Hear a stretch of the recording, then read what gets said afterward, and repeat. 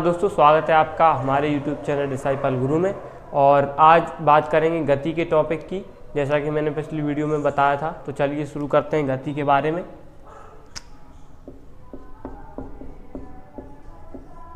गति यानी कि मोशन। तो गति क्या होती है? सबसे पहला प्रश्न जो उठता है कि गति की परिभाषा। तो गति की यदि परिभाषा की बात करें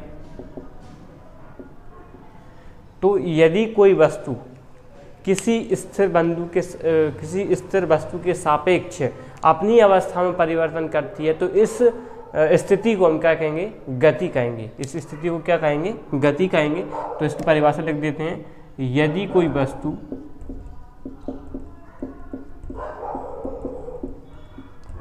वस्तु किसी स्थिर वस्तु के सापेक्ष अपनी अवस्था में परिवर्तन करती है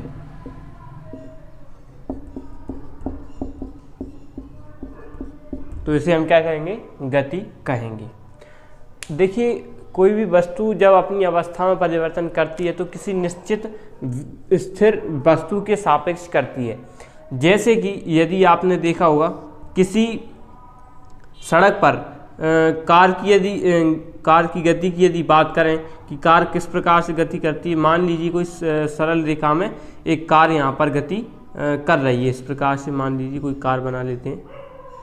ये कार एक सरल रेखा में यहाँ पर गति कर रही है।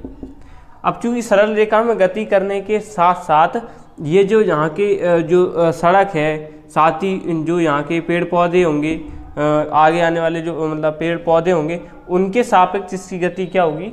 अवस्था में इसमें परिवर्तन होगा। जबकि ये पेड़ पौधे क्या हैं? एक स्थिर हैं, स्थिर अवस्था में है, तो इसे हम क्या कहेंगे? इस कार की गति कहेंगे। तो चलिए बात करते हैं आगे विराम की कि ये विराम क्या होता है। विराम को सीधी सी परिभाषा देख लेते हैं कि जब कोई वस्तु किसी निश्चित स्थिर बिंदु के सापेक्ष अपनी अवस्था में परिवर्तन नहीं करती तो इसे हम विराम कहते हैं। विराम अर्थात रेस्ट कहते हैं। ठीक है। इसके बाद बात करते हैं इसके प्रकारों की। गति के प्रकारों की बात करेंगे।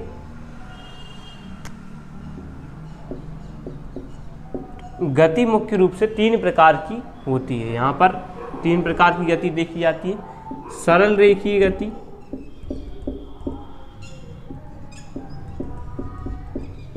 या फिर स्थानांतरीय गति,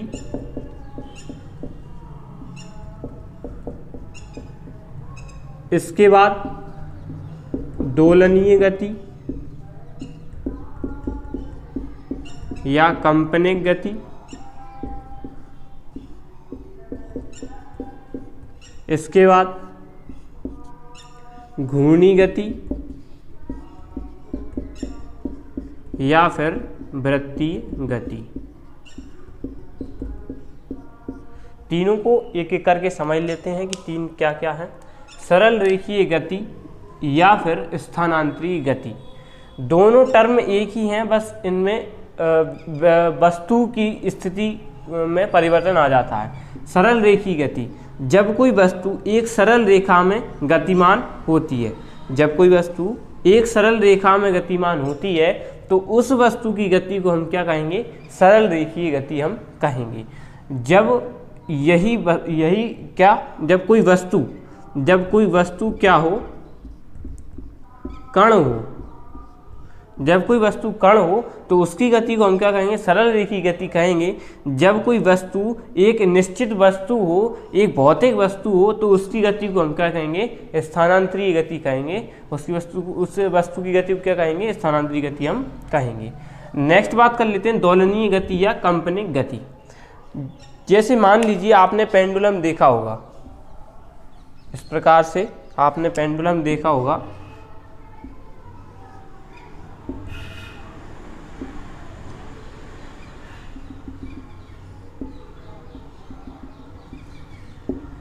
आपने पेंडुलम देखा होगा। पेंडुलम किसी वस्तु के इर्द गिर्द घूमता है, आसपास गति करते हुए यहाँ पर देखा जा सकता है। तो यहाँ पर दोलनीय गति है कंपनिक गति। जब कोई कण किसी अक्ष के सापेक्ष इधर उधर गति करता है या उसके आसपास गति करता है तो इस गति को हम क्या कहेंगे, कंपनिक गति कहेंगे। जब यही कार्य कोई वस्तु करे, कोई भौतिक वस्तु करे तो उसकी गति को हम क्या कहेंगे, दोलनीय गति कहेंगे। यहाँ पर कण की गति को माना गया है क्या, कंपनिक गति। दोलनीय गति को माना गया है वस्तु की गति। तो यहाँ पर कोई वस्तु किसी अक्ष के सापेक्ष आसपास उसके इर्द गिर्द गति करती है तो उसको हम दोलनीय गति कहेंगे। कण के सापेक्ष में उसे हम कंपनिक गति कहेंगे। आपने तरंगों की गति देखी होगी।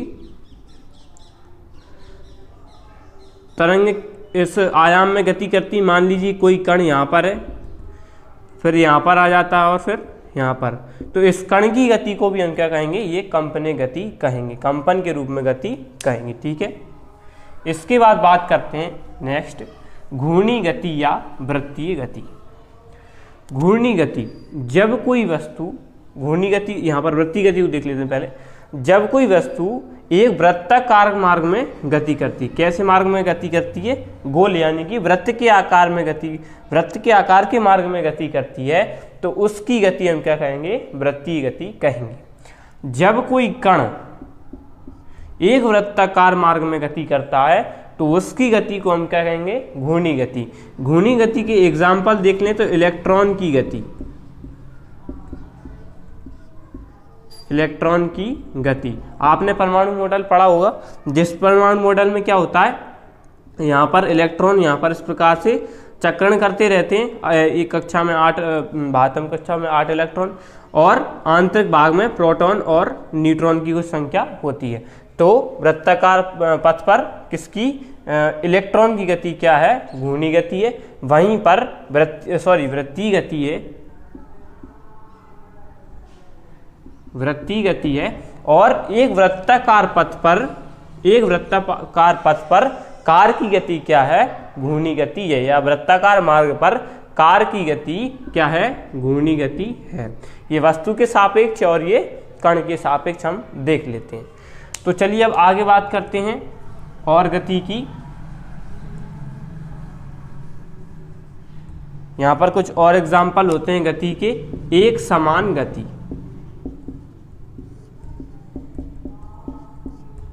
एक समान गति, जब कोई वस्तु समान समय में समान दूरी तय करे तो उसकी गति को हम क्या कहेंगे, एक समान गति कहेंगे। असमान गति, जब कोई वस्तु समान समय में या असमान समय में असमान दूरी तय करे तो उसे हम क्या कहेंगे, उस वस्तु की असमान गति कहेंगे। ठीक है, उसके बाद बात करते हैं दूरी की। दूरी क्या होती है, ये टॉपिक पूरा पॉइंट वाइज ही चलेगा, यानी कि इसमें पॉइंट ही पॉइंट आपको देखने को मिलेंगे। दो टर्म हम ले लेते हैं, दूरी और विस्थापन। दूरी, आप यहाँ से अपने घर से बाजार तक जाते हैं, कुछ रास्ता आप तय करते हैं तो उसे हम क्या कहेंगे, दूरी कहेंगे। इसकी एक परिभाषा की यदि बात करें तो किसी वस्तु द्वारा अपने मार्ग की संपूर्ण लंबाई या तय की गई मार्ग की संपूर्ण लंबाई क्या होती है, उस वस्तु की दूरी कहलाती है। दूरी यानी कि तय किए गए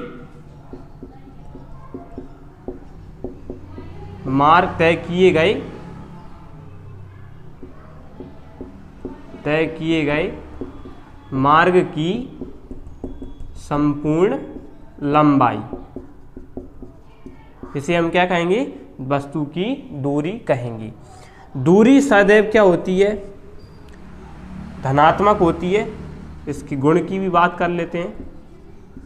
दूरी सदैव कैसी होती है, धनात्मक होती है। धनात्मक कैसे होती है, मान लीजिए आप अपने घर से सब्जी मंडी या फिर बाजार जाते हैं कुछ सामान खरीदने के लिए, तो आप कुछ दूरी तय करते हैं जो क्या होती है, अंकों में होती है। किस में होती है, अंकों में होती है। वो ऋणात्मक तो हो नहीं सकती क्योंकि आप अपनी अवस्था में परिवर्तन कर रहे हैं जो कि धनात्मक है, इसीलिए क्या है, दूरी भी यहाँ पर धनात्मक होती है। दूरी का यदि एसआई मात्रक की बात करें, दूरी के एसआई मात्रक की, तो जो ये क्या होता है, मीटर होता है, स्मॉल m।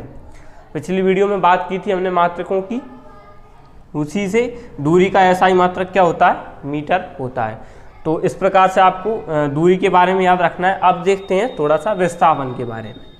विस्थापन क्या होता है, किसी वस्तु द्वारा अपने मार्ग में किसी वस्तु द्वारा तय किए गए मार्ग की संपूर्ण लंबाई जो कैसी हो, सदिश हो।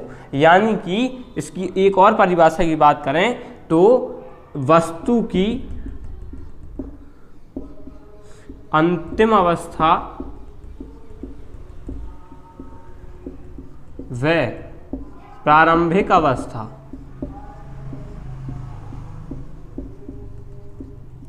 के बीच की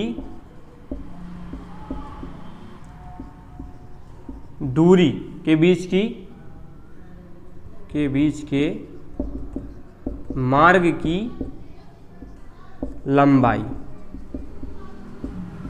ये क्या है, विस्थापन की परिभाषा है। वस्तु की अंतिम अवस्था और प्रारंभिक अवस्था के बीच के मार्ग की लंबाई।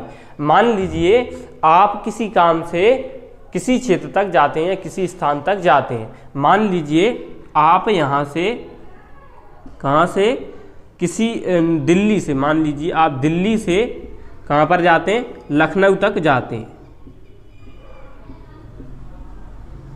दिल्ली से आप लखनऊ तक जाते हैं एक सरल रेखा में, तो आपकी अंतिम अवस्था और प्रारंभिक अवस्था, अंतिम अवस्था जहाँ पर आप रुके हैं, प्रारंभिक अवस्था जहाँ से आपने प्रारंभ किया था चलना, तो अंतिम अवस्था और प्रारंभिक अवस्था के बीच की जो लंबाई होगी वो क्या होगी, आपका विस्थापन होगा।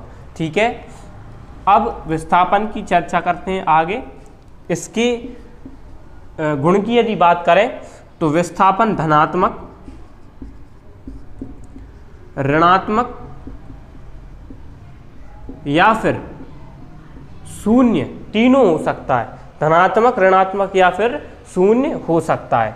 अब बात करते हैं कि ये ऋणात्मक कैसे होता है। धनात्मक तो आप समझ चुके हैं, ऋणात्मक कैसे हो सकता है। देखिए मान लीजिए आप यहाँ पर अपने जो आप जाते हैं, अपने बाजार तक जाते हैं, उसका रास्ता कुछ कैसा है, वृत्ताकार है या गोल टाइप का है। मान लीजिए वृत्ताकार तो नहीं होगा, इसको थोड़ा सा और ले लेते हैं, आयताकार है। यानी आप किसी सड़क से प्रारंभ करते हैं, यहाँ पर जाते हैं, अपने काम को निपटा करके वापस अपने घर इस प्रकार से आते हैं। ठीक है, ऐसे जाते हैं। अब यहाँ पर मान लीजिए आप ये खड़े हुए यहाँ पर, ठीक है, ये आप हैं, ठीक है, यहाँ पर आपने चलना प्रारंभ किया, आप गए यहाँ से और आपने यहाँ से चलना प्रारंभ किया, आप यहाँ पर पहुँचे, तो आपकी अंतिम अवस्था इस बिंदु तक है और आपकी प्रारंभिक अवस्था ये थी। मान लीजिए ये 8 मीटर, ये 8 मीटर, आपने कुल 16 मीटर दूरी तय कर दी, तो इसे क्या कहेंगे, दूरी कहेंगे। अब आपने क्या किया, आप वापस से अपने घर की तरफ जाना प्रारंभ कर दिए, ठीक है, और आप अपने घर की तरफ पहुंच गए। तो अब आपकी प्रारंभिक और अंतिम अवस्था क्या है, एक ही बिंदु है। प्रारंभिक अवस्था और अंतिम अवस्था क्या है, एक ही बिंदु है। यानी कि आपने यहाँ से कोई अवस्था परिवर्तन नहीं किया। परिभाषा के अनुसार हम देख रहे हैं तो आपकी प्रारंभिक और अंतिम अवस्था एक ही होने के कारण विस्थापन क्या है, शून्य है। और जब आप पुनः इस मार्ग पर चलने लगेंगे तो आपका विस्थापन क्या होगा, ऋणात्मक हो जाएगा। ये दिशा पर निर्भर करता है। विस्थापन कैसी राशि है, विस्थापन एक सदिश राशि है। विस्थापन एक सदिश राशि है, जबकि दूरी क्या है, एक अदिश राशि है। ठीक है, आशा करता हूं आपको समझ में आ रहा होगा। इसके बाद यदि इसके मात्रक की बात करें तो जो दूरी का मात्रक है वही इसका मात्रक है, एसआई मात्रक, मीटर या एम से रिप्रेजेंट इसे करते हैं। तो ये क्या है, दूरी का विस्थापन का इस प्रकार से मात्रक है। आप इसमें अंतर भी कर सकते हैं, इस प्रकार से परिभाषा लिखकर उसकी कुछ गुणधर्म बताकर आप अंतर भी कर सकते हैं। तो चलिए नेक्स्ट देख लेते हैं। अब नेक्स्ट बात करेंगे यहाँ पर चाल और वेग की, कि चाल और वेग क्या होते हैं। तो एक साइड में लिख लेता हूँ चाल, एक साइड लिख लेता हूँ वेग, या परिभाषा भी यहीं से निकालेंगे और अंतर भी यहीं से क्लियर कर लेंगे। तो चाल, किसी वस्तु द्वारा एकांक समय में तय किए गए मार्ग की लंबाई को हम क्या कहते हैं, चाल कहते हैं। किसी वस्तु द्वारा एकांक समय में तय की गई दूरी को भी हम क्या कहते हैं, चाल कहते हैं। यहाँ परिभाषा लिख लेते हैं, एकांक समय में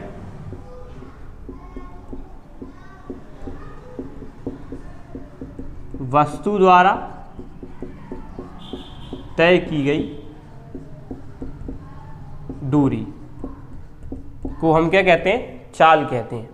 देखिए यहाँ पर आपको फॉर्मूला बनाना आना चाहिए। किसका फॉर्मूला बनाना आना चाहिए, जो भी हम कुछ यहाँ पर बोल रहे हैं उसका फॉर्मूला आपको बनाना आना चाहिए। जैसे मैंने कहा चाल बराबर दूरी बटे समय, ये इसका फॉर्मूला होता है।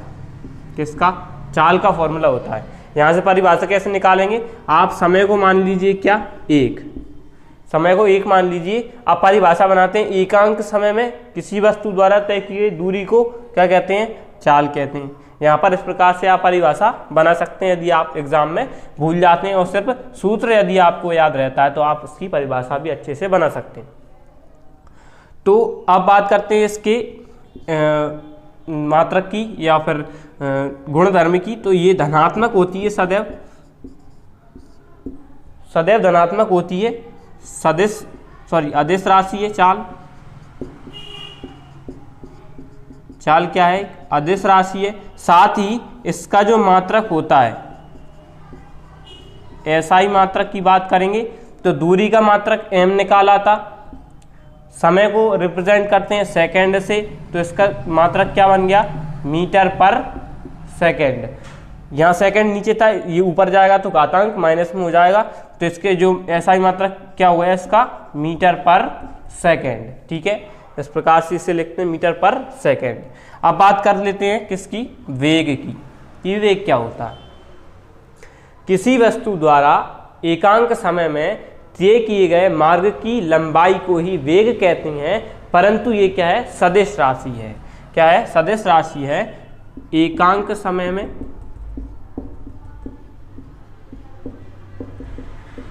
तय किए गए मार्ग की लंबाई या सदिश दूरी, सदिश दूरी को क्या कहते हैं, वेग कहते हैं। एकांक समय में वस्तु द्वारा तय की गए मार्ग की लंबाई, परंतु कैसी है, सदिश है, तो उसे क्या कहेंगे, वेग कहेंगे। यहाँ पर इसके सूत्र की बात कर लेते हैं। तो वेग बराबर विस्थापन बटे समय अंतराल। फिर से वही काम करते हैं, परिभाषा बनाते हैं एक अच्छी सी। समयांतराल को मान लेते हैं, एक इकाई मान लेते हैं। तो एकांक समय में वस्तु में जितना विस्थापन होता है उसे हम क्या कह देंगे, वेग कह देंगे। एकांक समय में वस्तु में जितना विस्थापन होता है उसे हम क्या कहते हैं, वेग कह सकते हैं। इस प्रकार से भी आप यहाँ पर परिभाषा बना सकते हैं। ठीक है, वेग के गुणधर्म की यदि बात करें तो ये कैसी है, एक सदिश राशि है। यानी कि जब आप वेग को रिप्रेजेंट करेंगे, वेग के बारे में बताएंगे, तो आप क्या करेंगे, उसकी दिशा भी साथ में बता देंगे। ठीक है, वेग सदिश राशि है। जो वेग है वो धनात्मक, ऋणात्मक या फिर शून्य, तीनों हो सकता है। वेग कैसा, धनात्मक, ऋणात्मक या शून्य हो सकता है। ठीक है, इसके यहाँ पर एसआई मात्रक की बात करें तो फिर से वही काम करेंगे। विस्थापन यानी कि s यानी कि मीटर में होगा, समय अंतराल सेकंड में होगा, तो इसका मात्रक क्या निकल के आ जाएगा, मीटर पर सेकंड। इस प्रकार से इसका मात्रक निकल करके आ जाएगा। तो ये था वेग और चाल। नेक्स्ट बात करते हैं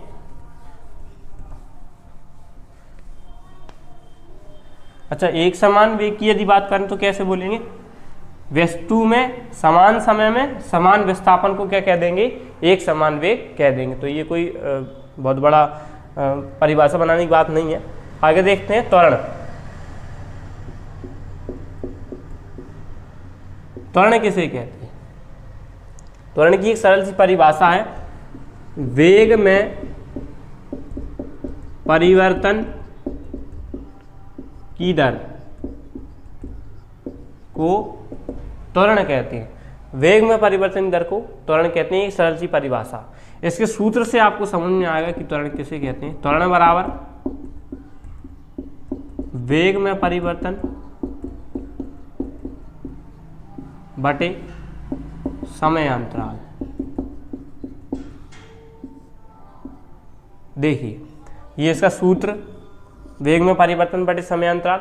यहाँ से फिर से परिभाषा निकालेंगे, समय को सेकंड में ले लेते हैं, वेग में परिवर्तन को ले लेते हैं किससे? मीटर में। वेग में परिवर्तन मीटर में ही हुआ, चूंकि वेग यहाँ पर वेग का जो मात्रक हमने निकाला था वो क्या निकाला था? मीटर पर सेकंड निकाला था। सूत्र निकाला था हमने, सूत्र में हमने मात्रक निकाला था वेग का मीटर पर सेकंड, और समय अंतराल को हमने सेकंड में रिप्रेजेंट कर लिया था। जब ये सेकंड और ऊपर जाएगा तो क्या होगा? घात माइनस माइनस की जुड़ जाएगी, यानी कि -2। इस प्रकार से इसके सूत्र से हमने मात्रक भी निकाल लिया है। यहाँ पर थोड़ा सा डिटेल में समझ लेते हैं कि त्वरण किसे कहते हैं। वेग में परिवर्तन, मान लीजिए कोई कण या कोई वस्तु यहाँ पर है और ये t समय में, t1 समय में कितनी इसके वेग में परिवर्तन कितना हो रहा है? वेग को v कहते हैं, इसके वेग में परिवर्तन हो रहा है v1। ये आगे चलती है और किसी और स्थान पर इसकी वेग में v2 परिवर्तन हो रहा है t1 समय अंतराल में, ठीक है। इसके आगे चलते हैं v3 समय में, v3 वेग परिवर्तन में, और t3 समय में इसका कुछ वेग परिवर्तन हो रहा है। तो यहाँ पर त्वरण क्या होगा? वेग में परिवर्तन v1 plus v2 plus v3 upon t1 plus t2 plus t3। यहाँ पर इसको ऐसे भी लिख सकते हैं, del v upon del t, small t। तो त्वरण को क्या कहते हैं? एक्सेलरेशन कहते हैं, स्मॉल a से रिप्रेजेंट करते हैं त्वरण, यानी कि del v upon del t भी आप इसे लिख सकते हैं, किसी वेग में परिवर्तन और बटे समय अंतराल। समय अंतराल क्यों? क्योंकि अलग अलग समय में अलग अलग वेग में परिवर्तन हो रहा है। तो इस प्रकार से ये त्वरण। यहाँ पर एक टर्म और आता है, मंदन। मंदन किसे कहते हैं? यहाँ पर ऋणात्मक त्वरण को क्या कहते हैं? मंदन कहते हैं। ऋणात्मक त्वरण को मंदन कहते हैं। ऋणात्मक त्वरण कैसे, मैं आपको समझाने का प्रयास करता हूँ। मान लीजिए आपने कार कभी चलाई हो, या फिर आपने मोटरसाइकिल चलाई हो, टू व्हीलर चलाई हो, तो आप क्या करते हैं कि उसमें आप एक्सीलरेट करते हैं, यानी कि उसमें रेस देते हैं। तो जब आप उसमें क्या कर रहे हैं?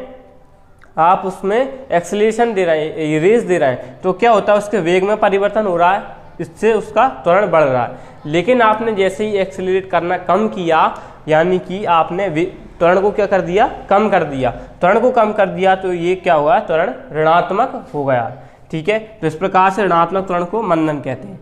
त्वरण की सूत्र की हमने चर्चा कर ली थी, इसके गुणधर्म की बात कर लेते हैं। त्वरण धनात्मक, ऋणात्मक या फिर शून्य, तीनों हो सकता है। धनात्मक, ऋणात्मक और शून्य हो सकता है। क्यों हो सकता है धनात्मक ऋणात्मक? क्योंकि ये क्या है? एक सदिश राशि है, और सदिश राशियां धनात्मक ऋणात्मक शून्य हो सकती हैं। ये क्या है? सदिश राशि है। सदिश राशि क्यों है? क्योंकि वेग ई एक सदिश राशि है, इसीलिए त्वरण भी क्या है? एक सदिश राशि। तो यहाँ पर मंदन को भी समझ चुके हैं, इसके गुणधर्म की भी बात हमने कर ली है। अब यहाँ पर एक टर्म और आता है, गुरुत्वीय त्वरण। गुरुत्वीय त्वरण की भी यहाँ पर चर्चा कर लेते हैं।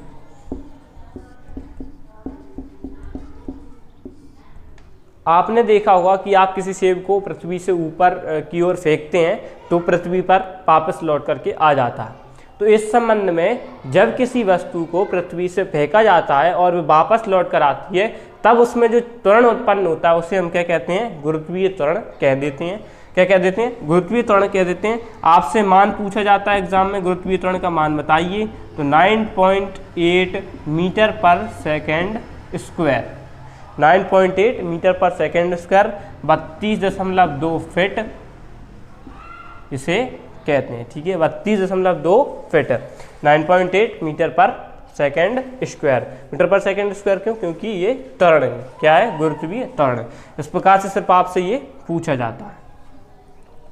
तो चलिए आगे बात करते हैं, त्वरण हो चुका है यहाँ पर। इसके बाद कुछ और टर्म में देख लेता हूँ क्या क्या इस टॉपिक में पढ़ना बाकी रह चुका है। तो यहाँ पर वृत्तीय गति देख चुके थे हम, वृत्ताकार मार्ग पर गति। इसके बाद त्वरण भी हो चुका है हमारा। इसके बाद ठीक, तो इस प्रकार से इस टॉपिक में हमने लगभग सब कुछ क्लियर कर लिया है। यहाँ पर आपको मेन दो एक सिस्टम और यहाँ पर एक टॉपिक और रह चुका है, कौन सा, न्यूटन की गति के नियम। तो न्यूटन की गति के नियम थोड़े डिटेल में होते हैं, उनको समझने की बहुत ज़्यादा आवश्यकता होती है, साथ ही उनसे संबंधित प्रश्न भी परीक्षा में पूछे जाते हैं। तो उसको हम अगली वीडियो में डिटेल से यहाँ पर डिस्कस करेंगे। तो इस प्रकार से टॉपिक यहीं पर ख़त्म होता है। आशा करता हूँ आपको पूरा टॉपिक समझ में आया होगा। तो यदि आपको पूरा टॉपिक समझ में आ गया है तो आप चैनल को लाइक कर सकती हैं, अपना प्यार दे सकती हैं। साथ ही यदि आप चैनल पर नए हैं तो चैनल को सब्सक्राइब भी कर लीजिए और जुड़े रहिए हमारे साथ। तो चलिए मिलते हैं नेक्स्ट वीडियो में, तब तक के लिए आज्ञा दीजिए, नमस्कार।